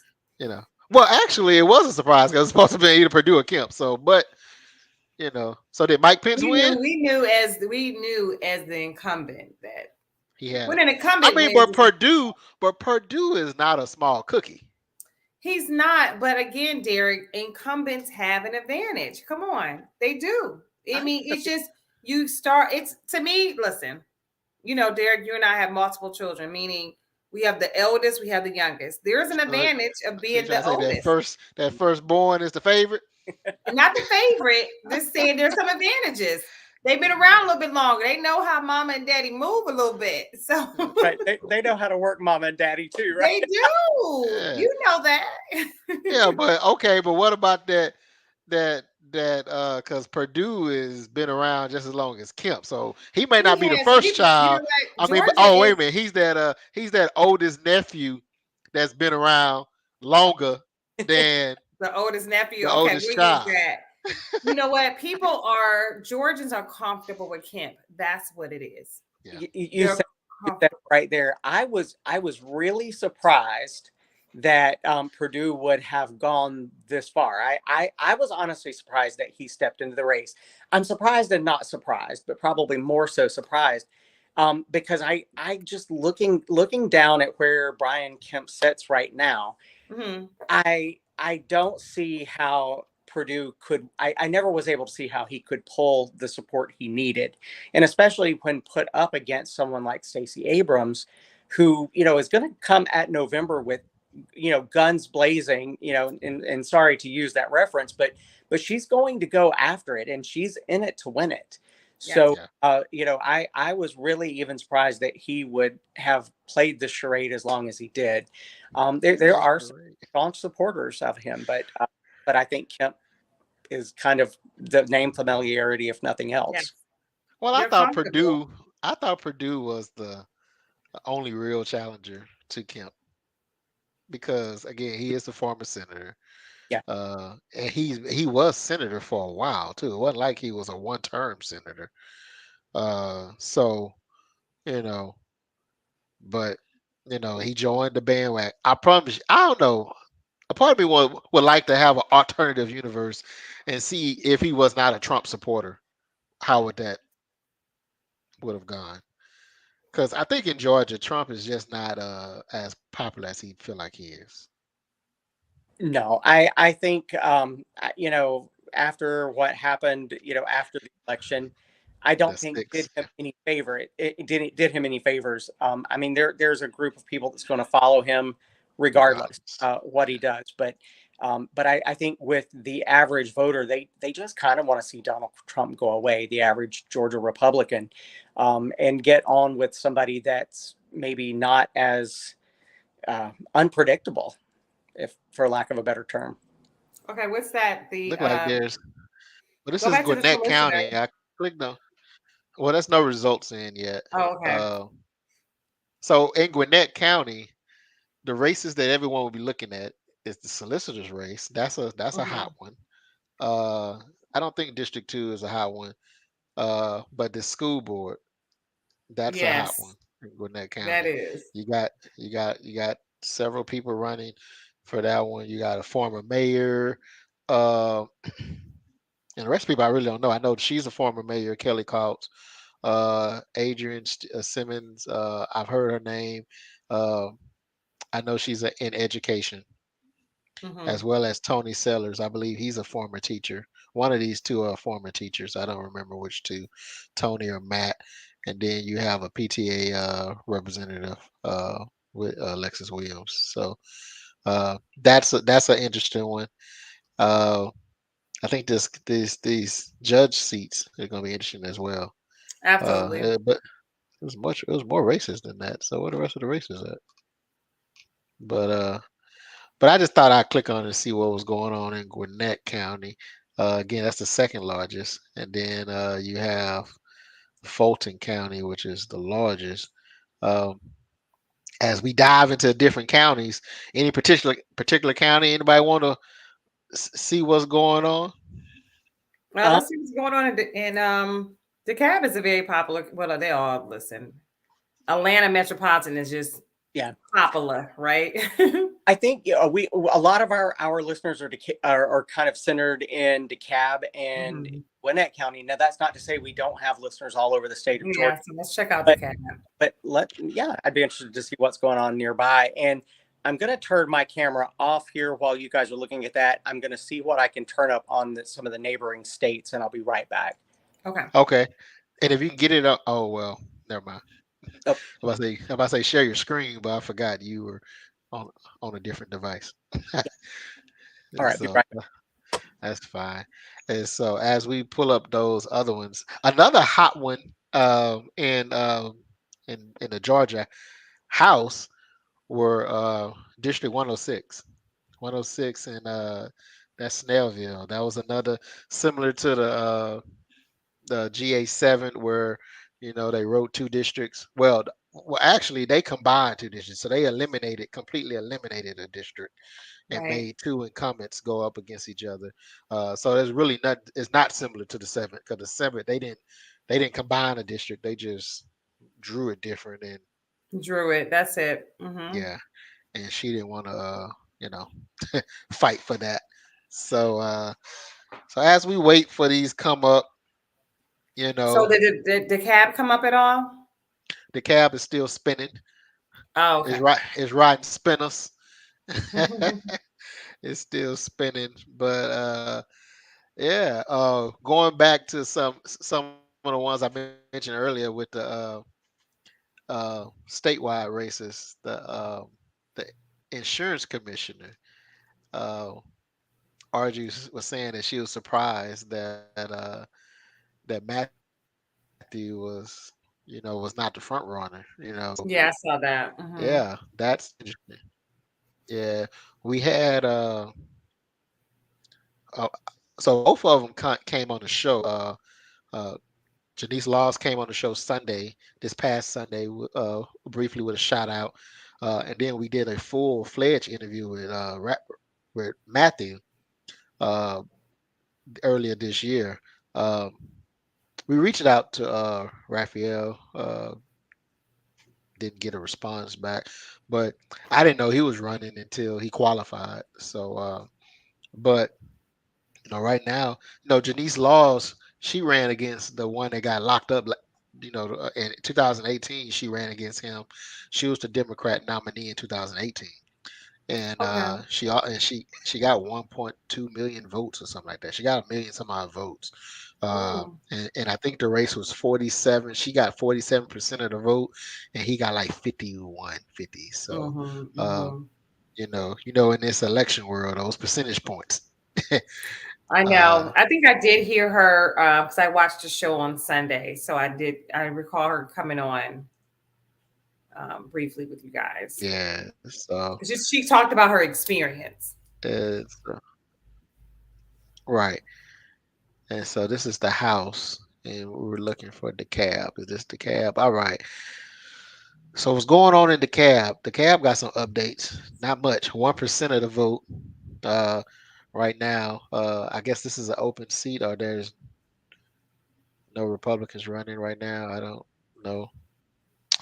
But District 2 commission look like they have several commission seats Mhm. up.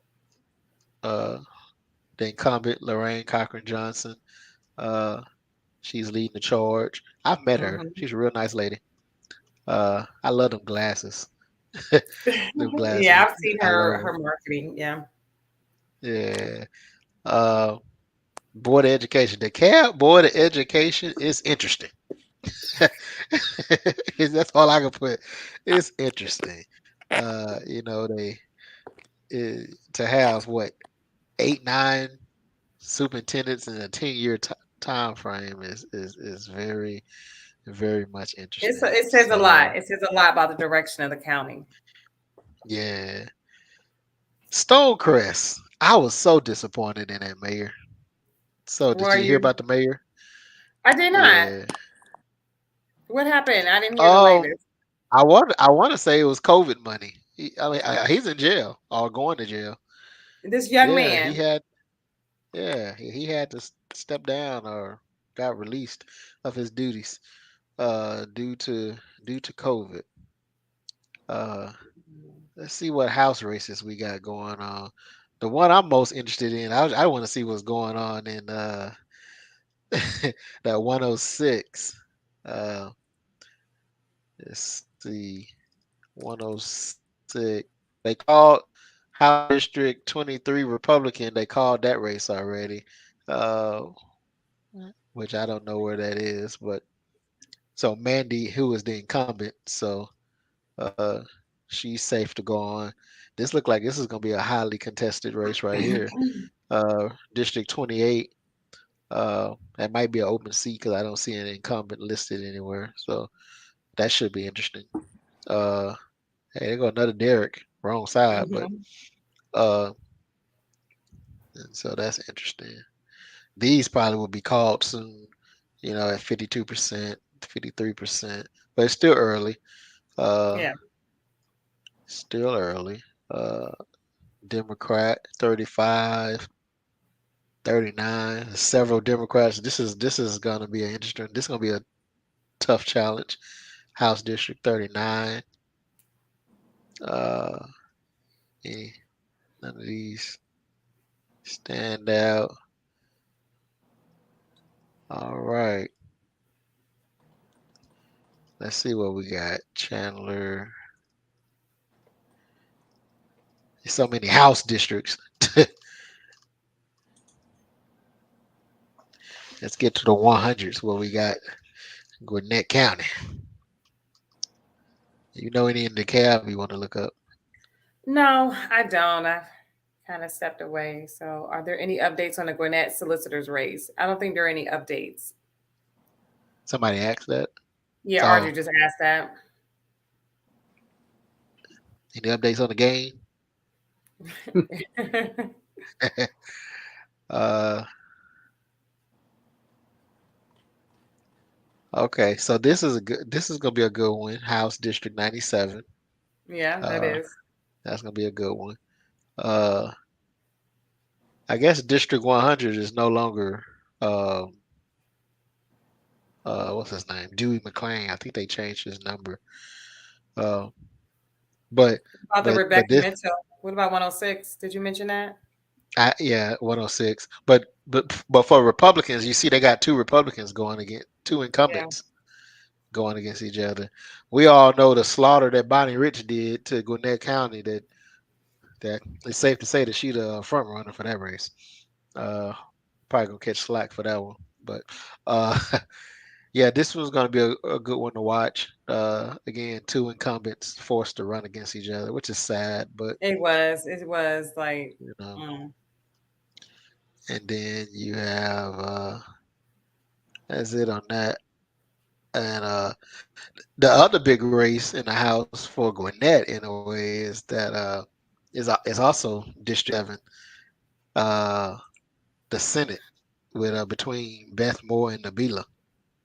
Yes, You know, yes, you're right. that's a highly, yeah, and that one got.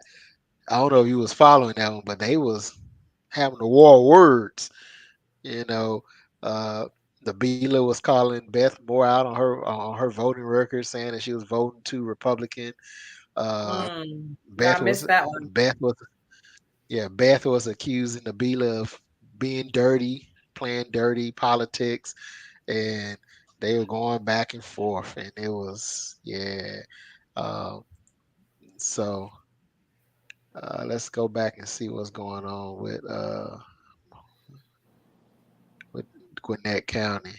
I don't know why Gwinnett County ain't got no results out. And, any update of what's going on in other states, Jeremy? So checking Alabama right now, it looks like the incumbent Republican Governor Kay Ivey seems to be in the lead at 62.9% of the votes. Tim James, which is former Governor Fob James' son, he right now is in in second place at 15.3% on the Republican ticket there.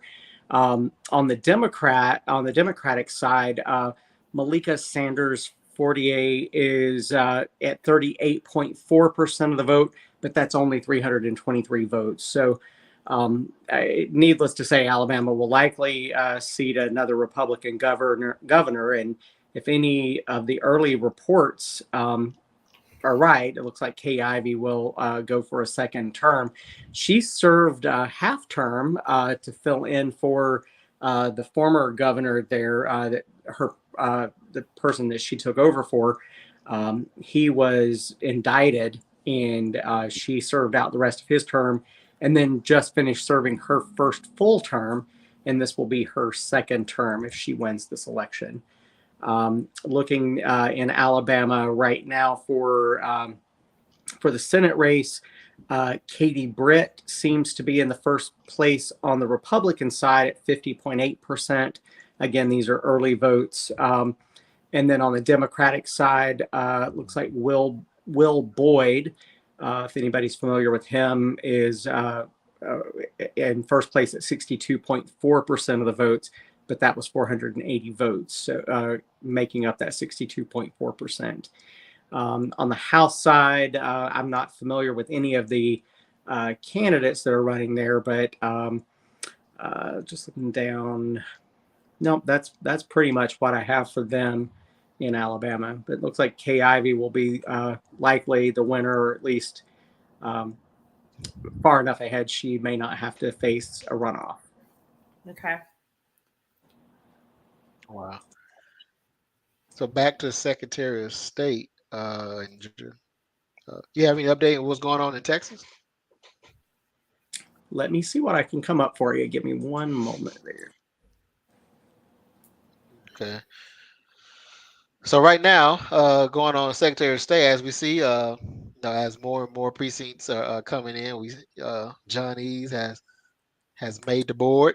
He's now coming up, which we probably we knew would happen as more and more votes are counted. Uh, this race would most likely go into a runoff.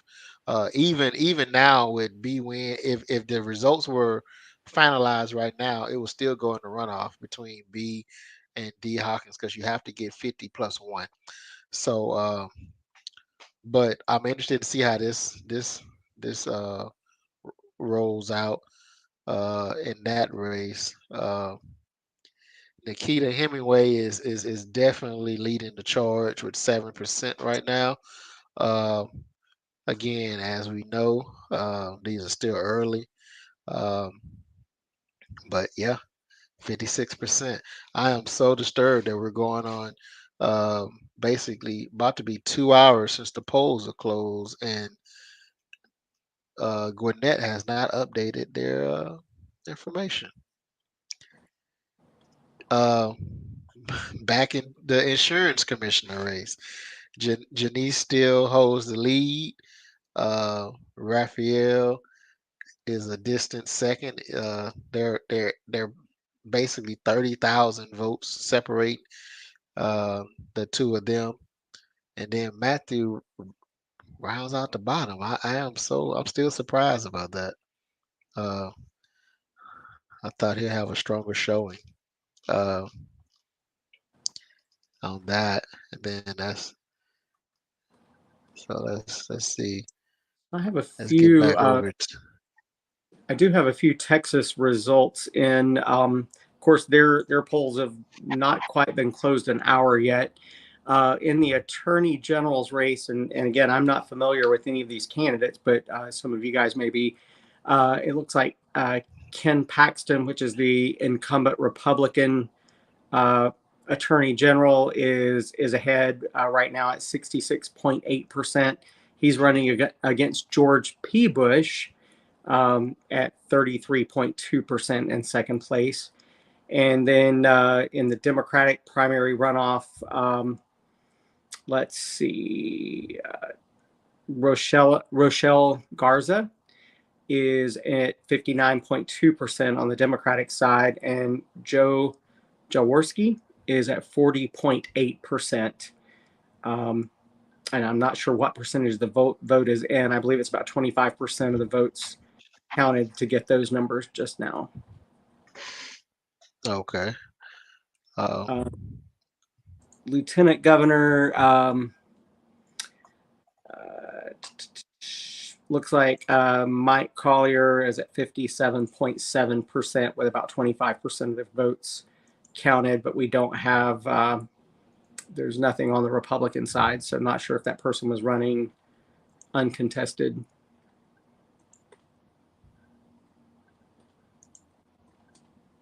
Okay. So back to an update on the U.S. House, Georgia U.S. House seats. Um, well, I thought I had it ready. There we go. With 14% of the precincts reporting in U.S. District 1, that's South Georgia. Joyce Griggs is in the lead with 51% of the vote. The Democrat on the Republican side, District 2, they look like they were going into a runoff between Chris West and Jeremy Hunt. The incumbent is easily, which is Democrat, Sanford Bishop is easily at 93%. We'll call it race pretty soon. Let me see, District 3. Incumbent is leading that. They probably will be calling that race pretty soon. In District 5, Nakima is leading that race, the incumbent. They'll be calling that pretty soon. Uh, on the House District 6 Republican side, Rick McCormick is leading that with 40%. Second place is 23%, Jake Evans. That one will most likely go into a runoff. It say precincts reporting 0%, so don't know how they got numbers with 0% reporting, but the Republican side, GA7 look like that's a tight race. District 7 on the Democrat side, uh, right now, Lucy McBath is in the lead with 81% of the vote, 17% for Carolyn, 2% for Donna, and Mhm. and that says 0% as well. So um, again, so we don't know what percentage of the vote that is, but it's coming along, trickling in.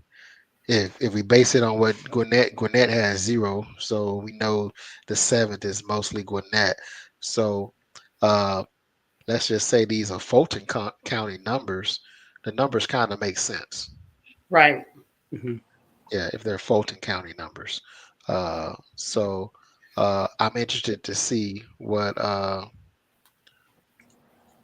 it will look like when Gwinnett numbers start rolling in. Uh, I see Um, Donna has a supporter on watching. So let's go, Donna. So at what point do they count the early votes? Is that counted in with the votes from today, or are those factored in at a later point? I thought early voting comes in first. Okay. And then like absentee, right? Yeah. Okay. So I'm looking at it say early voting and election day voting is coming soon. Mhm. Uh yeah. Yeah, because the text went out of what what's taking so long for Gwinnett to update. And so we should be updating soon from Gwinnett with early day voting and election day voting. Okay. Uh, and then we said we was going to, so 10, Vernon Jones is getting drugged by Mike Collins, but that if Mike Collins doesn't get to 50%, that will go into a runoff between them two. Mhm. Again, Vernon Jones is Trump endorsed. Um, and then what's the other one was 14, right? 14. Margie Ta- Marjorie Taylor Greene is still leading. uh, And very, very far ahead. She is Very far far ahead. ahead. Yes, percent. absolutely. And what's disturbing about the numbers, again, if we based it on, the numbers, it's not looking good for whoever the Democratic person is. Yeah. It's looking like right now, and what I'm seeing is about 39-40% of the vote is in, but that's put Marjorie Taylor Greene. She has about 30,000 votes right now at 70%. Marcus Flowers, which is is the first place candidate on the Democratic side, at 76%, but he only has about 8,500 votes, right Right. about. So That's a interesting. big Yeah, I know that's a big jump. that's a big jump. Now I know that that particular district it is heavily leaning in the Republicans' favor, but that's a big jump. So just in, CNN has just called the Republican, Marjorie Taylor Greene for her seat. So she'll be going into November. Unfortunately, that's a disappointment. Yeah. Because we really need some fresh blood in that area. Uh, and And so if nothing else, just to send a good solid message that enough is enough. enough is enough. And again, we're still waiting on Gwinnett. Oddly enough, we never checked. Let's see what's going on with the large in the state. They should have some, as well as Newton County. We have No, that's right, Newton okay. County. Yeah. We have a yeah. We had a sitting Newton County commissioner on the show, and so see how he's doing in his race. But it's it's gonna be a long night, and I'm gonna call it off. And for me, because I'm yawning over here. Yeah. We, That's yeah, we 'cause you, made. yeah, because that's because you Bernie Sanders. Mm-hmm. And I'm Obama. That's what that is.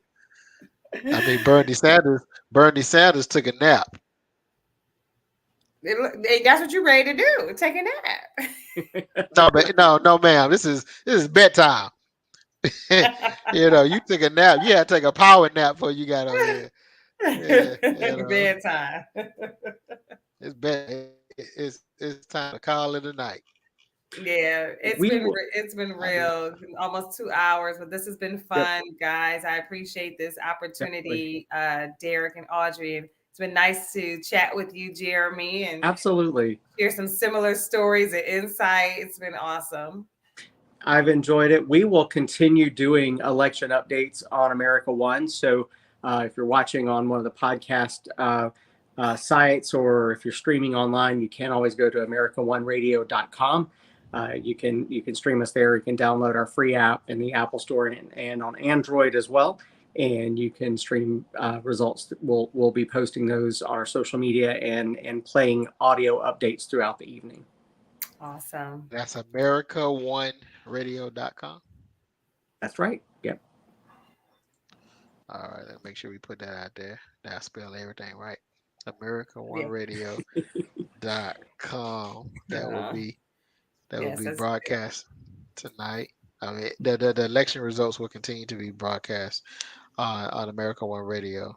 So yeah, it's 9 o'clock. I was hoping we had some Gwinnett County news, but I don't understand why they so low, so slow.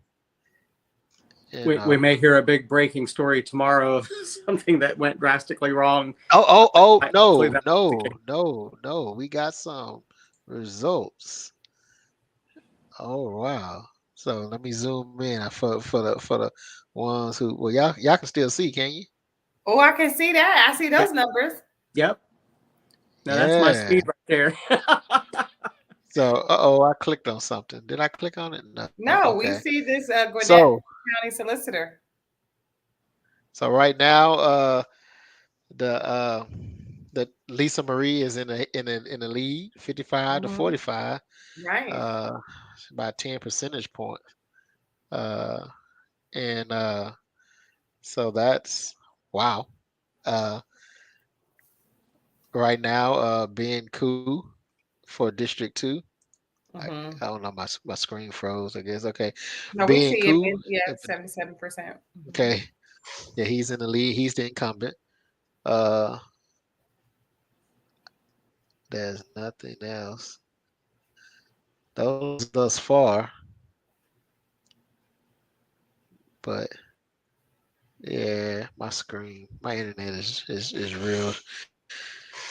I got all these windows open, I guess. I don't know what's going on. But any thoughts on that solicitor race right now? It's too soon to call it, but it's moving. She said it's moving. It's moving. Yeah, it's moving. Jeremy, what county you live in? I'm in Gwinnett. Oh, okay. Long time. What do you think about the? I was a long time DeKalb Countyan, but I've moved. Me too, Jeremy. Well, I'm more recent to Gwinnett. I've been here about 2 years now. So. Oh, okay. We've been here about the same amount of time then. Yeah. Okay. So what do you think about this race, the solicitor race? I I don't know a ton about the candidates on that, so I don't know that I could speak educatedly to give a lot of feedback on that, to be honest. Yeah, that's a. I want to say outside of the District 7, that's one of the mostly watched races. I want to say the solicitor race.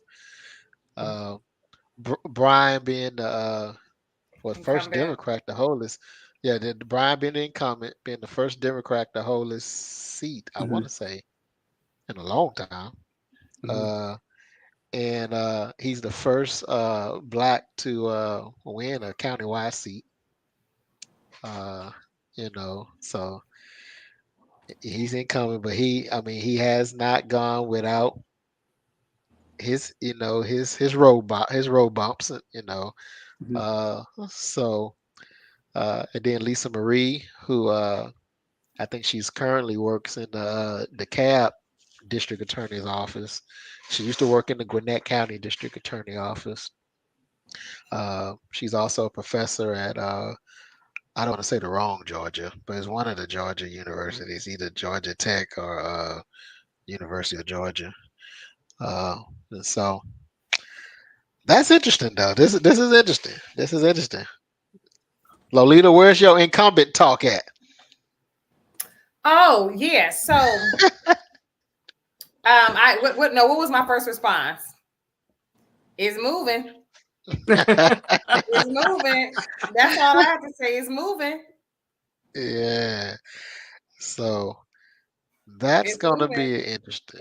Interesting. It's gonna be very interesting. I mean, I'm actually glad to see this because like people say, oh, we got a game going. We got to, this is politics. This is good. This is a race. As we look at some of the other races, it's like, okay, look, they didn't call Warnock, but this is good because this is going to change the dynamic of that office. Yeah. There's only 1%. 1%. So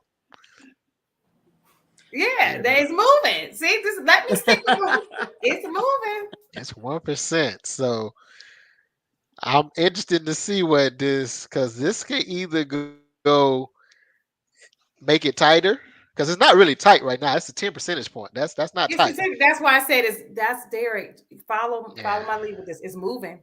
It's moving. That's all you can say. It's moving. Keep it clean. It's moving. And keep it clean. It's moving. And it's not over. It's not over. I'll be interested to see tomorrow how it all plays out and to see where there's always that finger pointing that something wasn't on the up and up, and it seems like it's more commonplace now than elections in the past. But I'll be interesting to see what corruption has tried to be brought up from it, or to see where the blame. There's always blame, and that's again in a post-Trump era. That seems to be where we go now. But it'd be interesting to see if anything lands that way tomorrow. Yeah, I agree. The Democrats, we don't usually question the results. Yeah. I think the last one that questioned the results was Al Gore. And he had every right to, because how you win the state, then they flip it. So well, when there's talk of as with the presidential election, when you start talking about the election before the votes are even cast, that it's not on the up and up and that it's rigged, it just kind of sets you up. And that goes back to how Donald Trump has presented himself through his campaign and even in his presidency. He just keeps talking about it to make it so. Well, he probably played that joke as a kid. You just make it so and it'll be. But that's how he gets through it, and that seems to be where a lot of these races, especially on the Republican side, where they automatically fall back on placing a blame or pointing fingers, even before the first votes are cast. So it didn't hear a lot of that leading up to this, but it'll be interesting if things don't go the way they should. It goes the same with the Dr. Oz race up in Pennsylvania. They got down to the wire, and there's going to be a runoff there. But I'm interested to see if Dr. Oz doesn't win that race, if allegations of fraud will be brought up. I'm just disturbed that Doc is a Republican. Yeah. I kind of like this show. Yeah. So Causes to lose some good television. I'm bothered by that. Yeah. Well, I think it's about time for us. I mean, we saw, I'm not going to bed, Now, don't be surprised if we jump back on with Audrey and start talking about what's going on out here in these Gwinnett streets, because it just got interesting. So I think I'm breaking stay up. Can y'all tuned. hear me? Oh, yeah. Yes. Uh-huh. Okay. Well, my screen is completely frozen on my end, and so I can't do my outro. But thank you guys for listening, and listen to American One Radio for continued election day coverage. And I might be listening to it to just laying in the bed and listen till I fall asleep, because I know it's gonna be interesting come in the morning. And so with Again, that that's being what us political nerds do, is we lay in bed and listen to election coverage, right? yes. So, well, all right, guys. I will let you guys go. If my screen will ever unfreeze, I do our outro. But if not, I'll just end it on that note. Again, thank you guys for joining us tonight. And Popcorn and Politics airs every Sunday at 1 p.m. On America One Radio, Roku, Twitter, Facebook, LinkedIn, and YouTube, if I didn't say it already. So with that being said, thank y'all. Y'all have a good night. All right. Good night. Thank Good you, night, everyone. everybody.